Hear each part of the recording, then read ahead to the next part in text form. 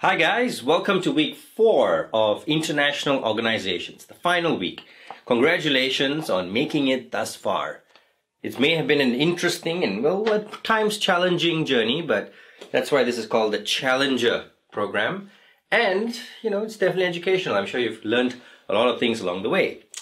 Now, the World Bank and the IMF. This may seem like the most challenging week, and there's good reason because we're doing two organizations instead of one, although they're very similar, but they're different, okay? And also these organizations are slightly different from the other organizations in the sense that they're not really regional organizations and they're very kind of issue-specific organizations, right? So when you look at the United Nations, very challenging because it's very big, very broad, covers many countries. EU and ASEAN have similarities in the sense that they are both regional organizations that aim to create a kind of economic and political union. The World Bank and IMF are completely different in that sense. They have a lot of members, more members than the EU and the ASEAN because they are UN affiliated organizations. They're both created at the same time. Let's do this first, okay? So let's talk about these organizations, try to understand them, talk about the role kind of triangle paradigm around these organizations, and then we'll get to the issue about debt relief. That's the issue we're going to talk about today, and I'll give you some pros and cons and ways you can approach that issue, okay? So firstly, let's try to understand these guys. Now, if you're a little bit confused about the differences between them, first of all, chill and don't worry. A lot of people are. Even pretty famous economists can get a little bit confused. John Maynard Keynes once remarked that the IMF should be called the World Bank and the World Bank should be called the IMF because the things that they do, he thought, would sound better if they had a different name. So point is that many people are confused. Similarities first, okay?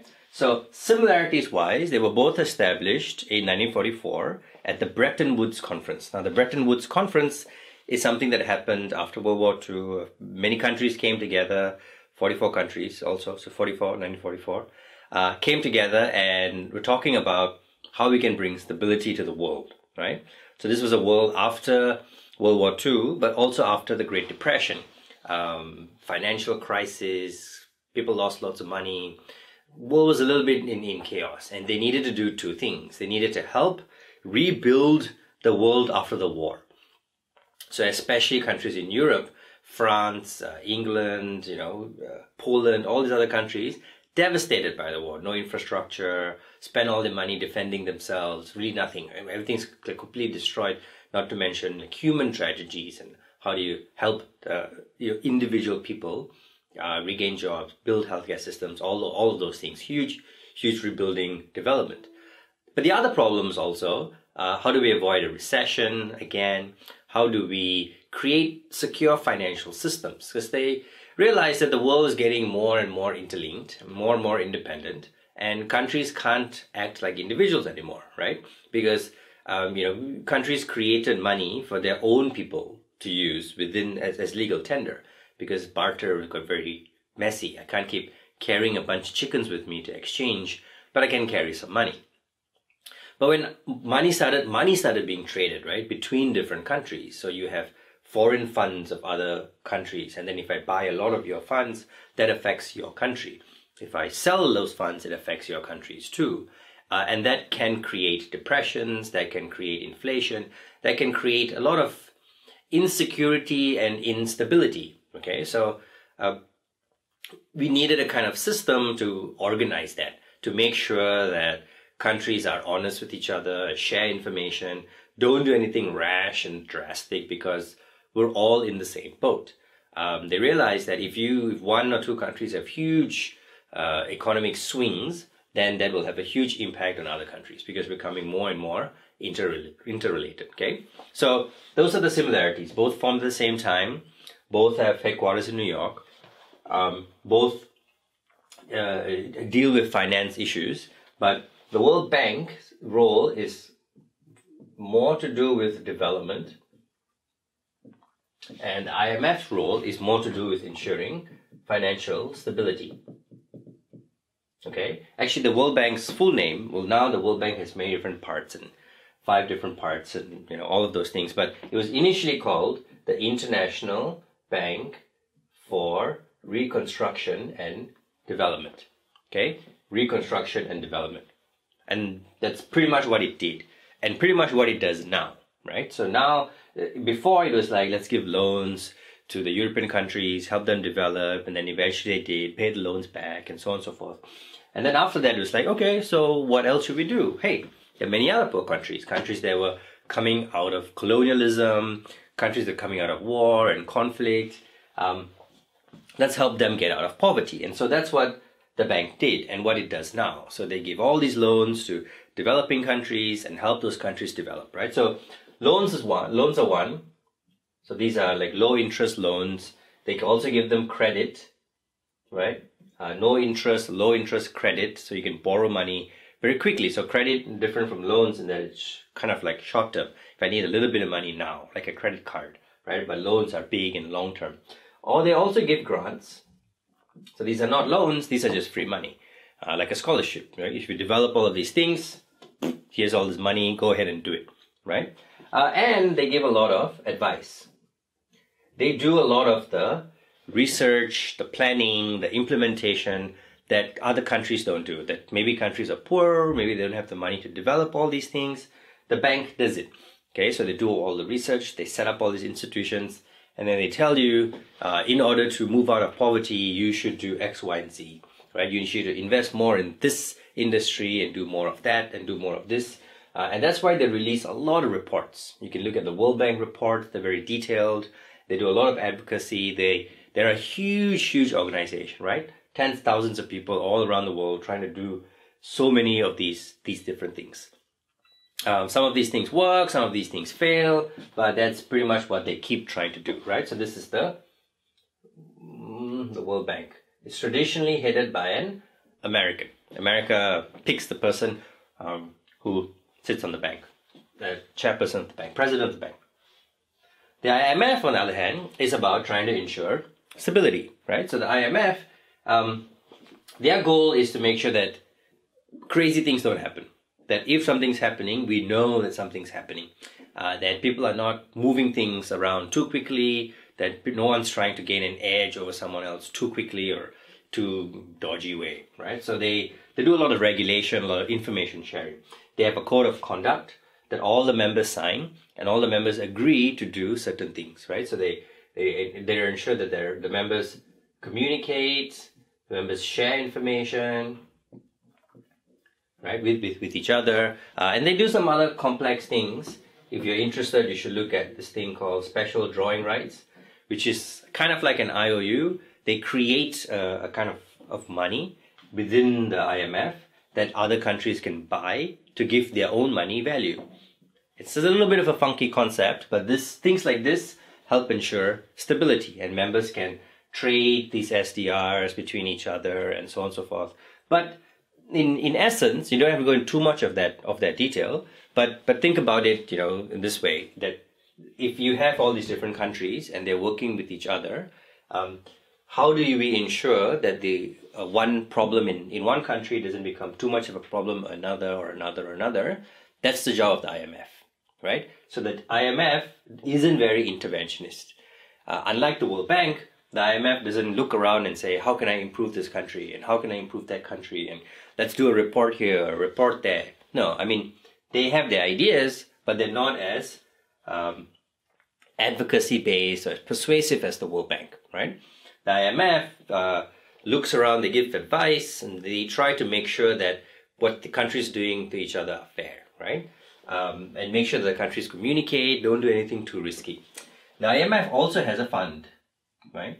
Which they use to make sure that things are not spiraling out of control. So let's say if a country is like crashing suddenly, something happens to their currency or something happens, a bubble bursts, for example, like with the economic crisis, then the member country for the IMF can tap into the fund. Right? They can say, can I use this fund to buy something, inject into my economy, to push it back up, to do something to kind of fix it, right? To make sure it is regulated.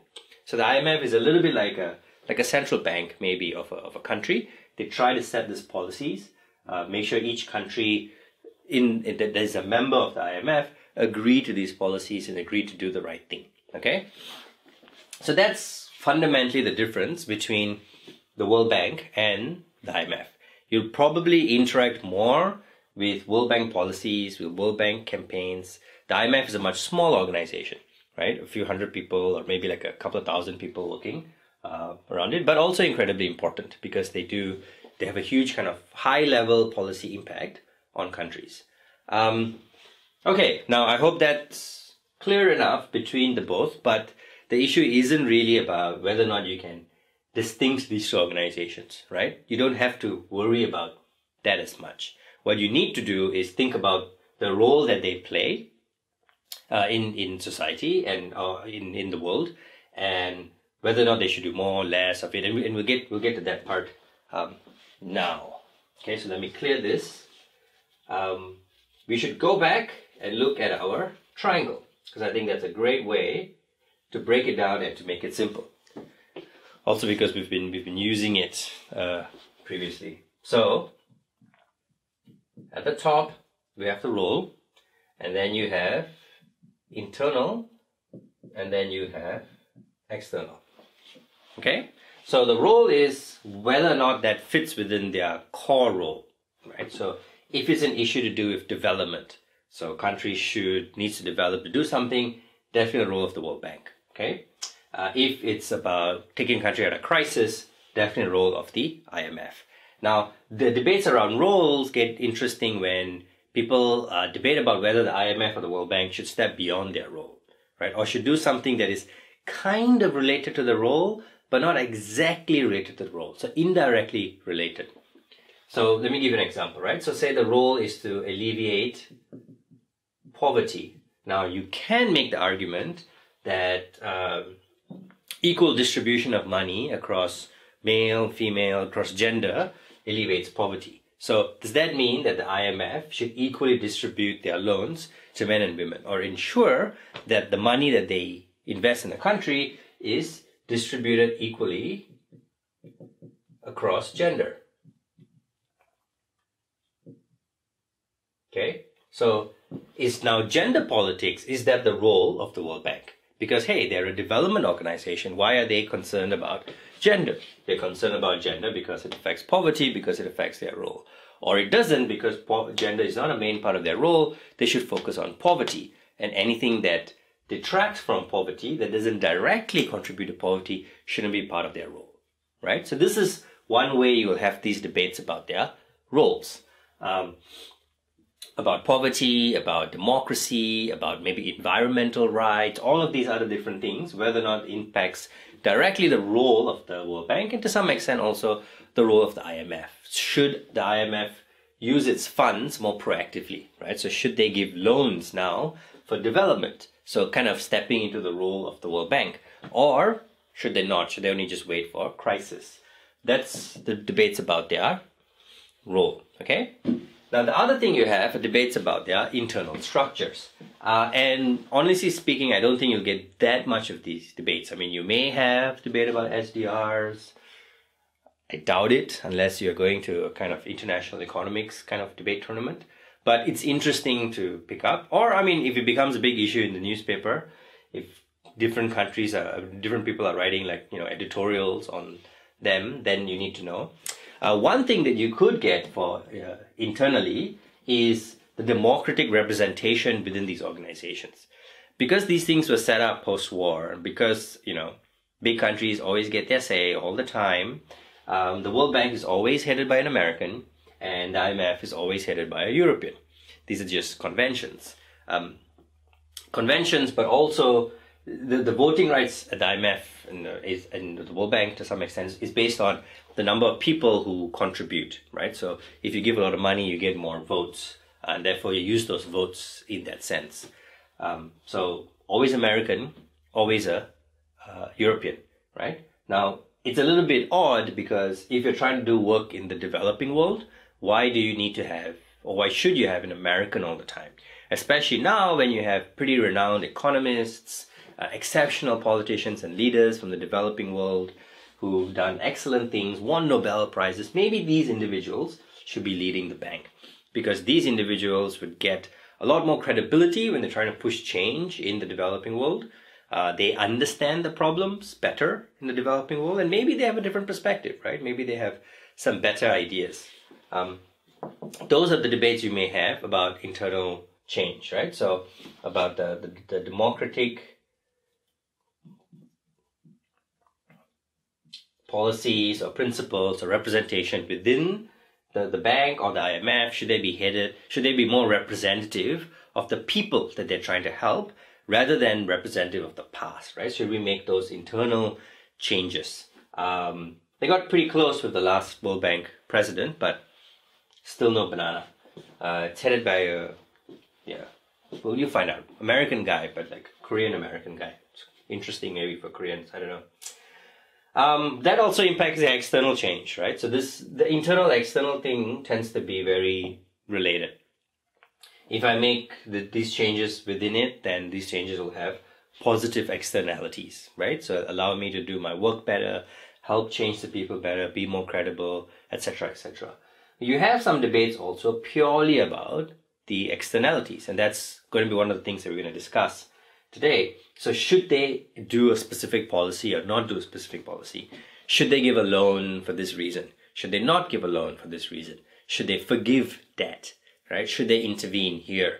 Should they have no strings attached? They have strings attached, okay? So a lot of these things will also, again, relate to the role, as it always does, right? If you attach strings, are you being true to your role, or are you extending beyond your role and trying to do something extra? Okay, so maybe you shouldn't attach strings. There you go, boys and girls. So that's the main thing you need to understand about the IMF and the World Bank, right? Development organization, give loans, grants to help change people. Stability organization, try to maintain economic stability in the world, will give funds when there is a crisis. But usually when they give funds, they ask you to do something in exchange for those funds, right? To reform them, and that's when it gets controversial. How these are mostly the debates around the organization stay the same within this kind of balance, okay? Brilliant! You're all excellent, excellent students.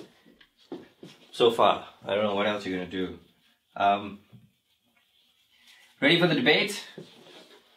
Well, if you're not ready, you can pause now, rewind, go back, watch the video again. Have a cup of coffee. But if you're ready, let's do it.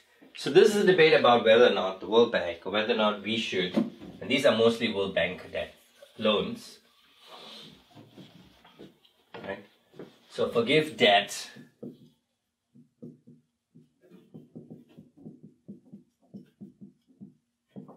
of poor countries, right, or the poorest.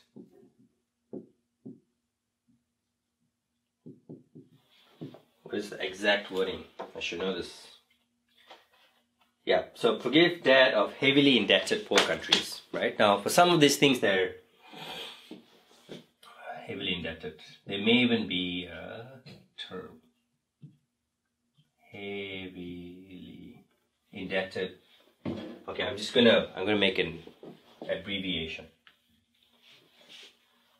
It's the HIPC. The heavily indebted poor countries. And this is not something I'm making up. In the early 2000s, the World Bank did forgive a huge bunch of loans, right? They created this class called the HIPC countries, the heavily indebted poor countries. And these were most of the poorest countries in the world, but also the countries that not only were the poorest, but also had huge amounts of debt. Okay, public debt, debt amassed by governments, loans, and so on and so forth. And they say like, okay, so they went on a massive campaign to forgive those loans. And to credit to them, they forgave a majority of them, right? Some of them they kept, some of them they refinanced, they renegotiated. Some donors brought more money to pay it off. Others, they just wrote them off. They said like, okay, you're not going to get it back, or you've paid back this much, so the rest of it, it's okay, forget about it, right? So that's actually a thing, and that's the first thing that, you know, especially if you're on Gov, you need to take into consideration, because they've done this before, right? So I'm going to draw a line down. I think that's the middle. The first thing here is you should show that, well, on Gov op also, but it's been done before. And this can work both ways, okay? So in government, you can show like, hey, there's precedence for this. We've done it once before. We're asking for it again, but this time, less countries are involved. It's not such a huge number of countries as it was in the past. And that's important, okay? On op, you're going to say, like, look, we've done it before and it didn't work, and now it's happening again. And then it's going to happen again, and then again, and again, and it's never going to end. So we can't keep doing this. Enough is enough. We need to stop at some point, right? I'm not sure twice is enough, but you can show a trend that is not necessarily improving, that countries can get addicted to easy loans and spending loads and loads of money. Let's run through some arguments, shall we? I don't think you need too complex of a model on Gov, especially if you're going to run a very strong necessity argument, right? So and this is the balance you have to strike. If you're going to say countries need it, it is super important, then it's hard for you to lay conditions. Because if they don't meet those conditions, then they don't get the loans. If they don't get the loans, you don't serve your necessity issue, right? You can make an argument that they're going to change, that they are reforming, that we can give some kind of incentive additionally, and so on and so forth. Because remember, this is just about you getting out of trouble. And you can give some kind of qualifying criteria. But I think it's hard for you to say you need to be clear corruption, you need to have free elections, you need to be kind to people, you need to respect animals, you need all of these things before we give you the loans, okay? So that's probably not going to work and probably a bad idea, right? But you can say that it will be restricted to, so the people who want it, who show like a strong interest in getting these debt, people who show that they are trying to reform, you can show that, and obviously that's going to be true. It's going to be countries and leaders who are keen on doing this, and they themselves will come up with some pledges on how they will change. Don't worry, I'm not going to continuously do this, right? So on and so forth. And then you need to try to hold them to it later, right? Okay, let's get to arguments. The first argument, most powerful one I think you should run, is the necessity. You have to talk about why you need this to solve the problem, okay? Talk about how you see, the problem is not really just like the debt, right? The problem is interest on the debt. A lot of these are low interest loans, but there's still interest. And remember, these loans are huge. So even if the interest is 1%, if the loan is 300 million, the interest is 3 million, okay? And that interest is, compounded every year. So I still have to pay back the initial loan and pay back the interest. And after a while, I'm struggling to do both. And when the GDP of my country is not very high and all of these different things, it becomes really, really problematic. Okay, so you can say that they're not going to get out of this cycle. They're stuck in a cycle of paying interest and then paying interest and still have a loan, paying interest. So yeah, the amount that you have to pay increases every year, and then it just strangles you. Okay, so that's a huge, huge problem. So they can't overcome the debt and can't overcome the interest. Okay, so we'll put that there. Excuse me, so that's a huge problem, right? So develop that necessity, and you want to create moral pressure or even just practical pressure on the opposition team to do something. If you don't make the problem real, then you're going to let them off the hook. Okay, so make the problem real, make it really, really conclusive, make it hard to ignore. The second thing you can talk about is how it's not just all corruption and bad people, right? So there's some good reasons why some of these countries can't meet these loans, right? So not all bad people, or not everything's under their control, right? Because some of these issues with the loans are just risk. Sometimes the World Bank gets its policy wrong, right? So it thinks that you'll make a lot of money if you build a huge port here. You can become a trading country, or this will help you develop your agriculture. and then it fails. It doesn't work out. So the country is taking the loans based on the World Bank advice, and then it doesn't work, right? So sometimes there's just really high risk. Other times there are natural disasters, right? So there's a war, which is not really natural disaster, I guess, it's a human disaster. But you have famines, like you have drought, like with all these weather changes, and that's really, really affecting most of these poor agricultural based countries. Or you have diseases, like you have Ebola. So a big issue is about Sierra Leone, right? They have a lot of debt, and they've been ravaged by Ebola, and the economy is just tanked. There's no way they're going to be able to meet the obligations. And it's just like with people, right? Just like with struggling lower middle class or poor people, you need to make enough money to pay your bank debt and just kind of get by. You don't really have a lot of savings. If you get sick and you lose your job, right, or you can't go to work for 2 months, you still have to pay your bills. You still pay your rent. You still have to buy food, and you still have to pay back the loans. But I'm not earning any more money. So it just takes me a couple of months to go bankrupt, to not have any more savings. And then I'm done, you know, then I'm in really, really big trouble, because they don't have safety space.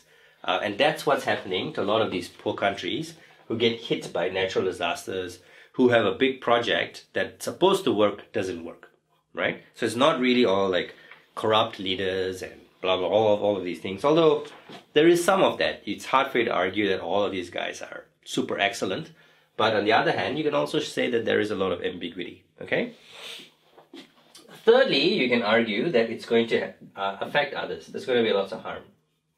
So it's going to affect regional stability or affect global stability. Okay, so if the economy depresses, and there's an economic crisis, and the economy doesn't get strong, that's going to affect the region. That'll affect Sierra Leone's neighbors, the people who depend on it, who trade on them, right? And it's going to affect the rest of the world. It also affects conflicts that exist within those countries. Political conflicts, social conflicts, all of these things become exacerbated when the economy is poor, right? When the government can't do their job. Because a lot of people here depend on the government servants, soldiers, right, depend on payment from the government. When they don't get their salaries, then they protest, they revolt. That's when you have military coups, and that's when you have rebels form. And when you can't pay the security staff, then you have conflicts, you have security, you have gang crime increases. All of these things start to happen when the economy depresses, right? So there was a reason why the World Bank was created, in order to ensure that these things don't happen, so that they give them loans and help develop the economy. So it failed. So now they have too much debt. So what do? You can't just put your hands up and say, sorry, can't do it anymore. Principles are principles.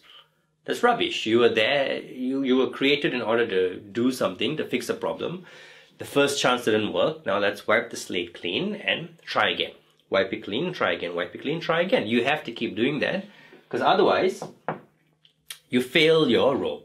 Your role is to create a safer world. You're not creating a safer world. It's a problem, right? So you create this cycle of poverty, conflicts, disease, poverty, conflicts, disease, and then they'll never get out of it, okay? The other argument you can run, I'm going to put that here, because we're kind of running out of space, is that they can have other options of funds that can be bad, right, for those countries. So there's always an argument that you'll get it from bad people like China, because China don't care about human rights or politics.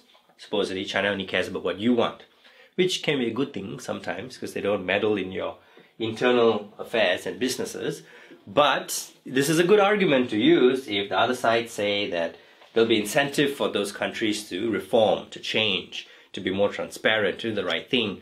You say, no, actually, not really. They'll just get funds from people who don't really care about whether they reform or not. They can also increase the exploitation of their own natural resources, of their own people, they'll do bad things. They'll do unsustainable things in order to get money.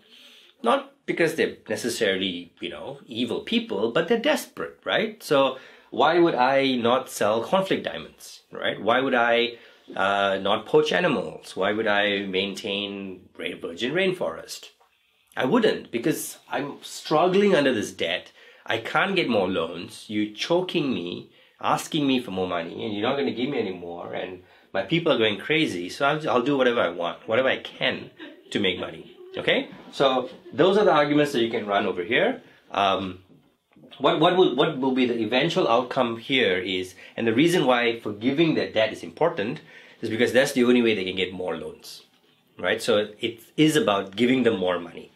You have to wipe that slate clean and give them more money, or wipe the slate clean and renegotiate on some others, find a way for them to get more money, right? Because they'll need help, and it's about trying to give them that help. Good-o. Now that's on GOV. Now why shouldn't you do it? Good question. We can start from here because you've done it before, right? We've done it before. We've given them this debt relief. It didn't work out. We can't keep doing it again and again. We need to think of something different. We need to give the money to different people. We need to renegotiate the loans. We need to do something. Okay? Now you can take a position here, and I think it's hard for you to say, let them die. Let them die. We don't care. Don't be crazy. Okay? Let's talk about restructuring or renegotiating the loans. Renegotiate. So what this means is, like, so if they said, look, the issue is too much interest, then here we say, like, all right, maybe we'll wipe out the interest, right? Maybe it will be interest free. Or maybe we'll delay the interest. We'll say, like, for the next 10 years, you don't need to pay any interest, okay? The key thing is you want to help them, but you want them to also help themselves. You want them to commit to something. And if they're not willing to commit to something, then it's tough. Then the same thing is going to happen again and again, and the people are not going to develop. So the only thing the leaders of those countries care about is this, money, right? So we need to make sure that they make some kind of sacrifice for these for additional loans, and then you argue that this is the only way that we can do it. Okay, so that's the position on OP. And first big argument is that the problem will repeat, so it'll never end, right? Never end. The problem will repeat, just like it has before. History will repeat itself. It sets a bad precedence.